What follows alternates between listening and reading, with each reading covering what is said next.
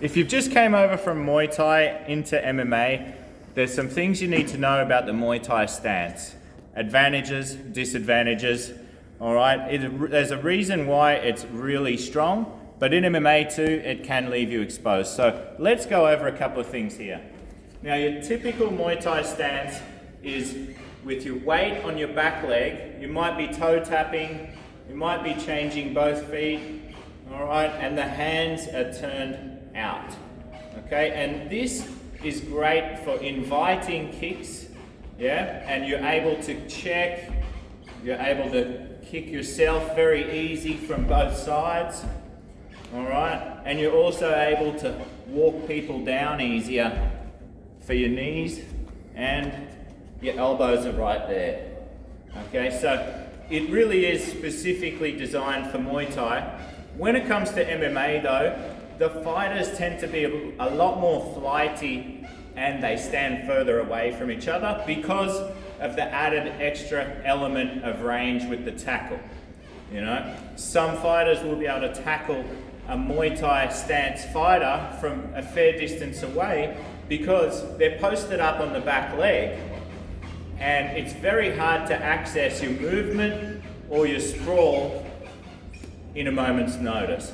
So let's bring Harry in and we'll go over a few things. So your typical Muay Thai stance is hands turned out and tapping that front foot, all right?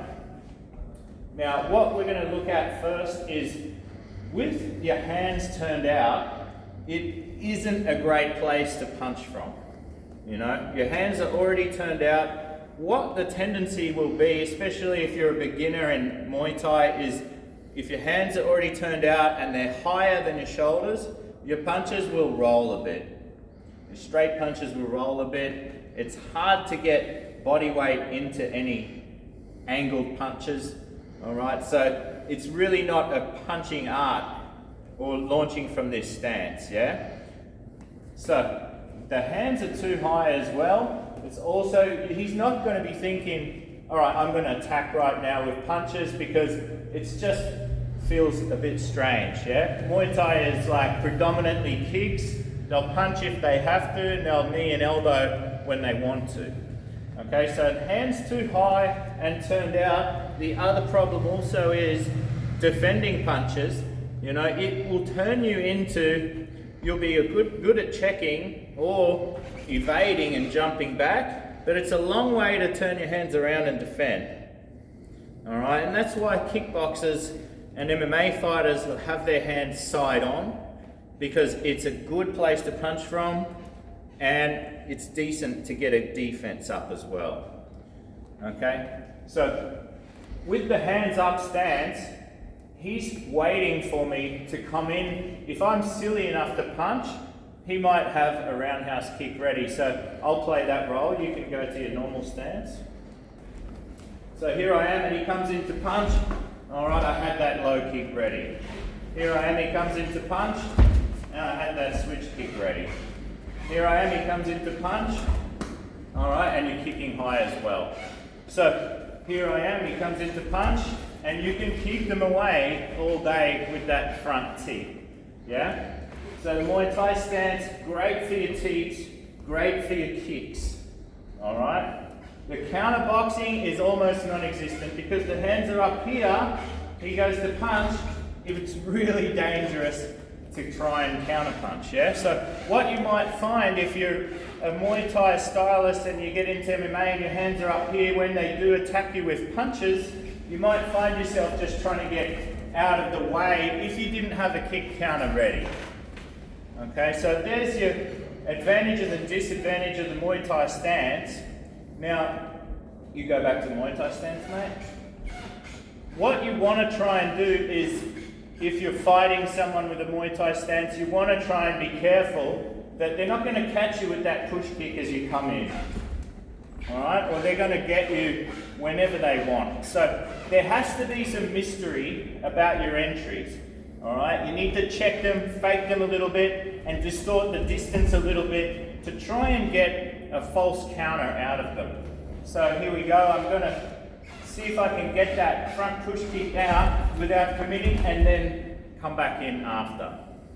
All right?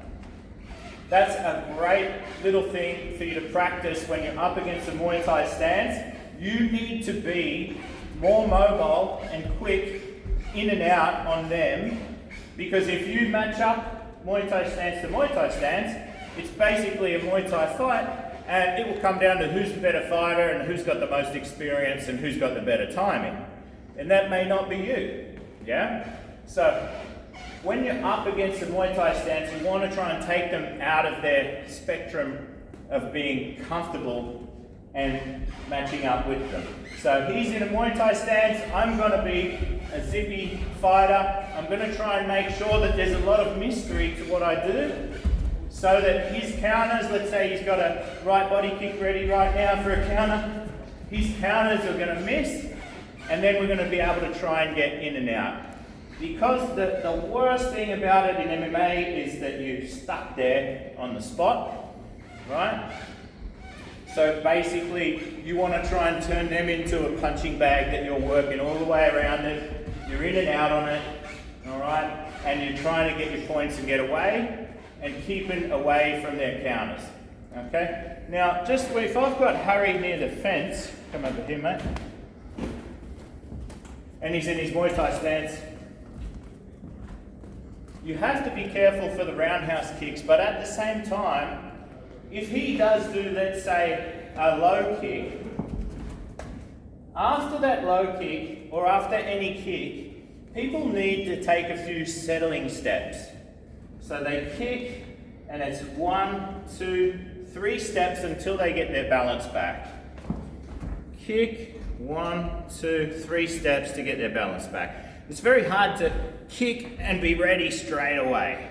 The body doesn't like that too much, okay? So if you've got someone near the fence, they're in their Muay Thai stance, which means they're probably going to do a roundhouse kick or a push kick, you can have a mindset of plowing through that, and you'll be able to bail them up. So whichever kick he does, I'm going to plow through and get him bailed up on the fence.